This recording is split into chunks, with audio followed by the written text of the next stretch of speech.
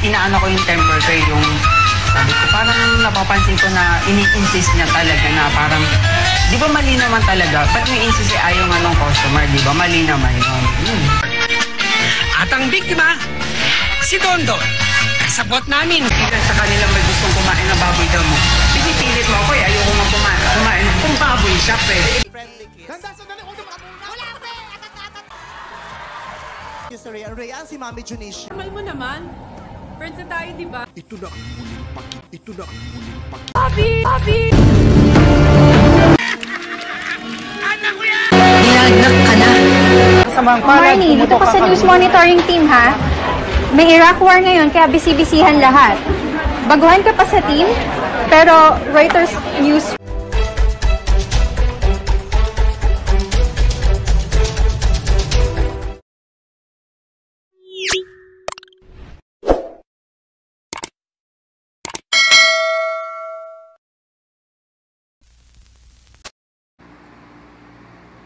Okay. In your own pananaw or perspective, opinion, so paano mo siya ma-explain in your own words or paano ba? Paano mo siya, kumbaga, i-discuss by your own words? Ito yung, kung may mali nagawa, mag-sorry. Hindi yung gagawa-gawa ng kwento para pumanig sa iyo ang mga tao. So, paano mo siya i-explain? Kung may maling nagawa, mag-sorry. Hindi yung gagawa-gawa ng kwento para pumanig sa iyo ang mga tao. Once again, kung may maling nagawa, mag-sorry. Hindi yung gagawa-gawa ng kwento para pumanig sa iyo ang mga tao.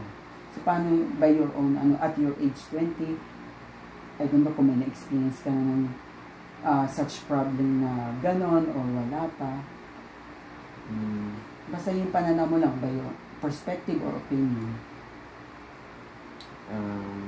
Ano ba, may nakagawa sa yung kasalanan o ikaw, paano mo i-handle yung situation na gano'n? Ano po? Siyempre po, una po kakausapin ko yung tao na gumawa yan.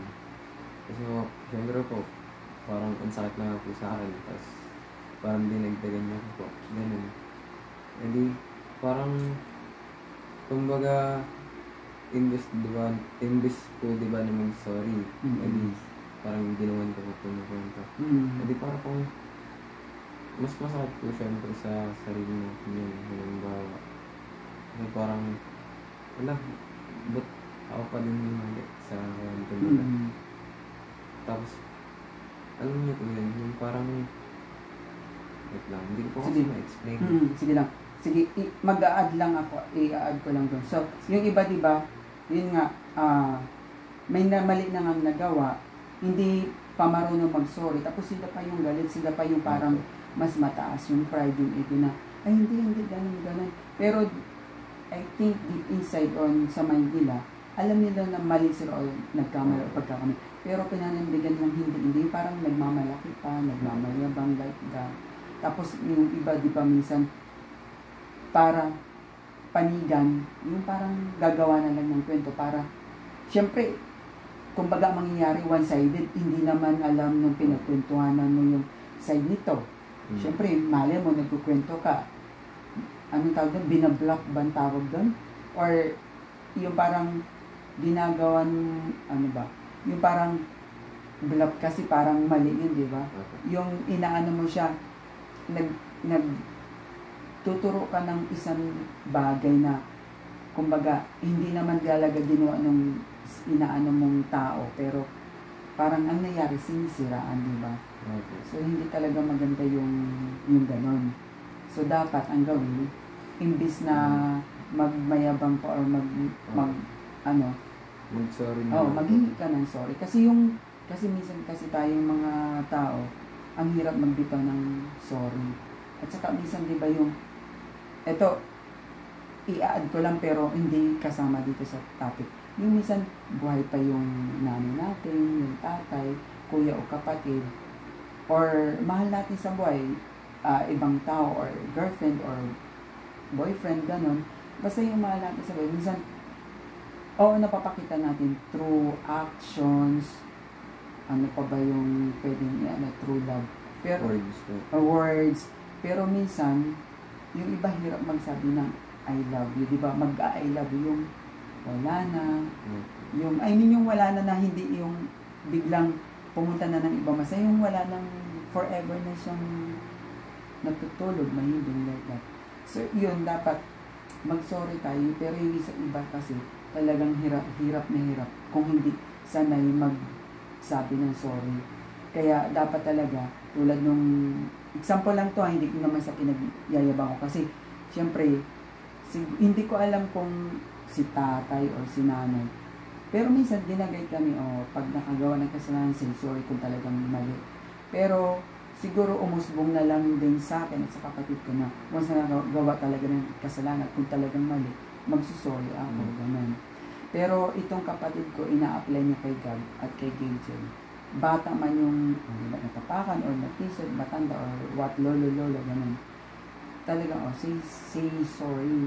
Kasi para madala ng mga bata na pag malaki na yung ganun to, hindi mahiya kasi ibang, ito ko mag-sorry, may kakahiya. Yung parang ganun yung ego, yung pride, ganun. So talaga dapat masanay tayo na magsabi ng sorry kung talaga naman nagkamali. Pero kung hindi, ba't ka naman din mag-sorry kung hindi naman mali? Yun. So yun yung pananaw mo. At least ako nagbigay na. Hindi siya masyado maka-explain. Tsaka hindi din po kasi masyadong na-experience. Hindi mo pa na-experience. Kumbaga, lang po. Kumbaga, nag-away po kami sa mga tropa po. Pero hindi naman to the point po na... Tropa itong latest or yung mga high school of grades? Sa lahat po. Hindi ko po na-experience. What about sa mga relatives, close friends, best friends, parents, siblings? Ganun din po. Parang small fights lang po talaga. Pero alam mo naman yung pagkakamali mo. Okay. Kasi dapat talaga pag alam mo yung pagkakamali mo, ilugar mo din sa mali naman talaga ako. So yun. Okay, bye-bye. Thank you. At saka good luck sa pag-aaral mo, Roma. Okay.